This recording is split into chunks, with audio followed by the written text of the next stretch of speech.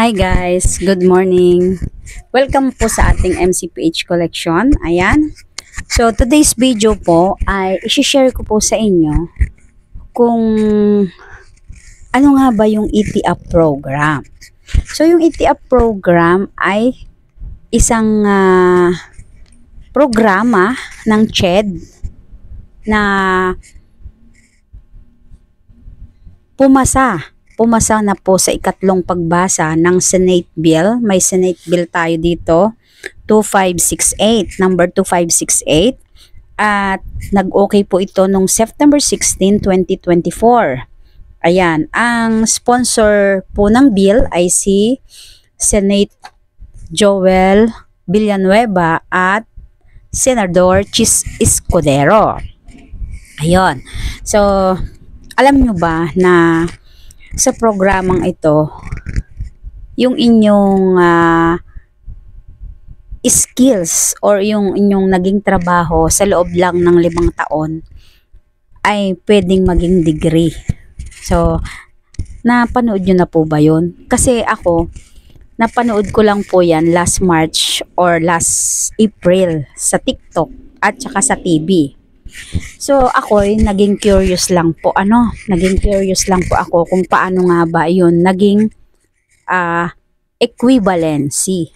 Naging equivalency yung nagtrabaho ka ng 5 taon tapos gusto mo mag-aral ng college ay magiging equivalency daw yon. So i-credit nila ng school, no? So ang ginawa ko, alam nyo ba, nag-research na po agad ako sa Google. So, sabi ko, ano kaya yung binabalita nilang ETAP program na yan? So, yung ETAP program po kasi, ang meaning po ng ETAP is Expanded Tertiary Education Equivalency Accreditation Program. So, iyan po ay programa na nilagdaan pa pala noon, batas na iyon noong 1997 pa ni Pangulong Fidel V. Ramos. Kanya lang hindi siya sumikat, hindi siya masyadong sikat, pero dahil wala pong mga ako nababasa at wala din po ako napanood. Pero pala sa PUP pala ang tawag nila doon ay NTSP, Non-Traditional System Program. So dahil curious nga ang lola ninyo, i-share ko na po ito sa inyo. Kasi, napanood ko siya last March 2025 lang. Tapos, April naman, napanood ko siya sa TikTok. So, ang ginawa ko, nag-research po ako sa Google. Research ang lola nyo dahil nga curious. Ano po? Na-research ko na pwede pala tayong makakuha ng degree under ETAP. So, yung iba po kasi, nakakuha lang daw po ng degree nila, wala pang 1 taon. So, in less than 6 months, or in less than 1 year, ay matatapos mo daw yung degree mo. Diba? Magiging, college degree or bachelor's degree ka na, pag nakagraduate ka. Okay, no? So, sabi ko, parang pwede ako dito, sabi ko, kasi po ako ay, 47 years old na po ako ngayon at nag-graduate po ako ng high school noong 1995 sa Baler Institute, Baler, Aurora. So dahil nga po curious ang lola ninyo, syempre research tayo, mahilig po ako mag-research at mahilig po ako talagang pagka may mga bagay na bago, talaga pong pinagtutuunan ko po ng pansin at pinagtutuunan ko ng panahon para ma-research ko yan. So ngayon nga ito, sabi ko, paano kaya yun? Ganon, no? Ang ginawa ko, nag-email po ako sa PUP, sa main campus Manila. Sabi, yung PUP po, yung Polytechnic University of the Philippines. Tapos, in May 2 po yun, May 2 ako nag-email. In 5 minutes, nag-reply siya. Sobrang tuwa ako. Sobrang tuwan-tuwa po ako. Nagtatatalon ako. Ay, nako. Ganyan na. Nagtatatalon po ang lola nyo.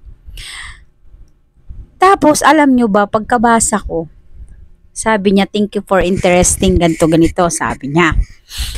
Doon sa dulo ng email, may mga PDF form siya.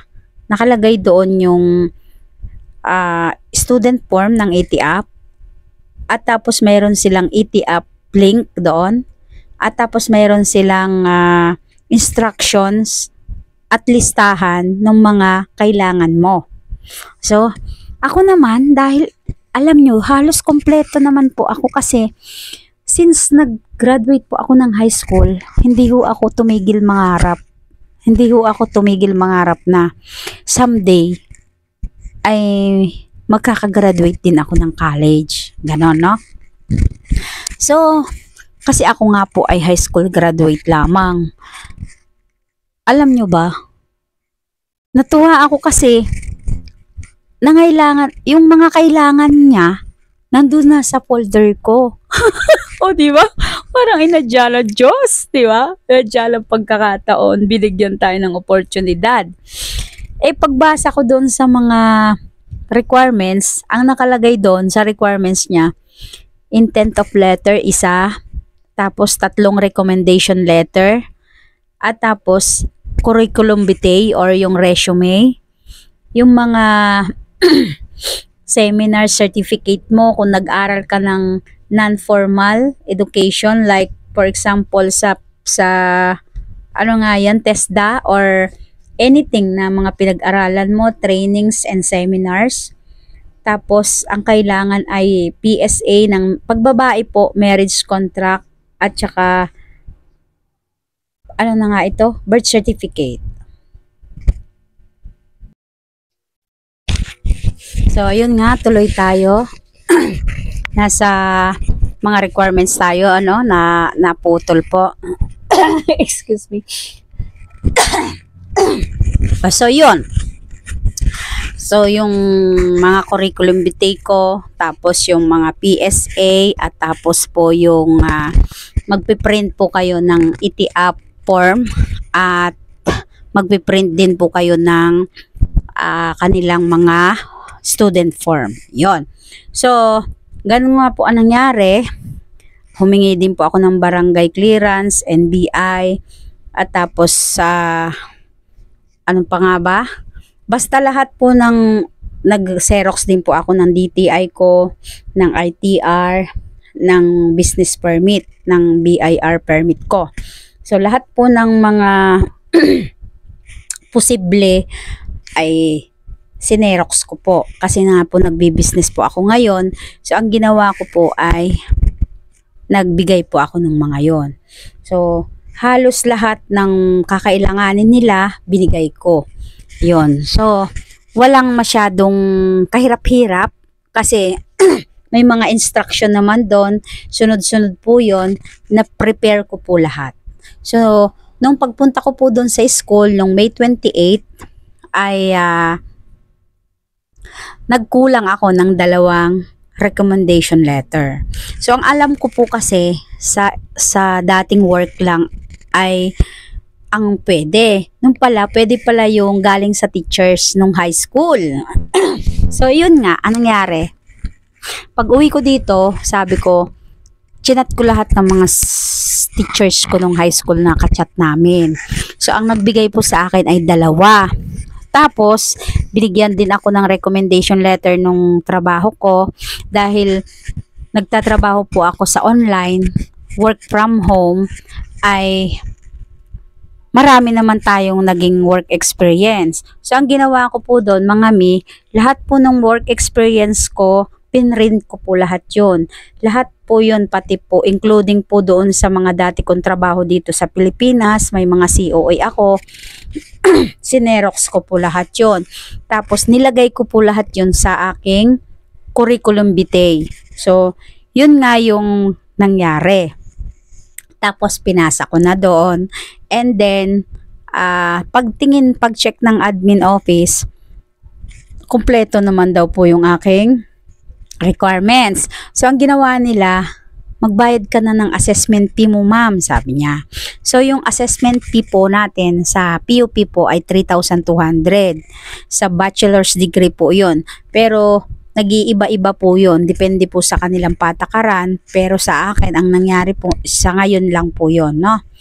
Tapos, bumalik uli ako dun sa admin office. Sabi, pwede na daw akong umuwi at mag-i-email na lang daw po sila sa akin, sa aking email na binigay, kung ano daw po yung process ng anong nangyari doon sa assessment ko. So, yun nga, ito po yung ating episode 1. So, dadako naman po tayo sa episode 2.